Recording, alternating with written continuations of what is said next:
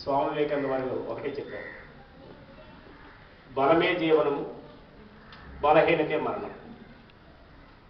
అంటే మనం శారీరకంగాను మానసికంగాను బలంగా ఉన్నప్పుడే మనం జీవించినట్లు లెక్క. ఒక్క ఒళ్ళు బాగుండు అని కాదు, మనసు బాగుండాలి. మన శరీరం కానీ బాగుంటే మనసు బాగుంటుంది, మనసు బాగుంటే మనకి అన్నీ బాగుంటాయి. అదే మన జీవనం. ప్రతిదానికి బలహీనత పడ్డామనుకోండి, అదే మనకి మరణం కింద వస్తుంది, మన పత్రం దారితీస్తుంది. కానీ అందరూ కూడా శారీరకంగా బలంగా ఉండండి, మానసికంగా కూడా బలంగా ఉండండి.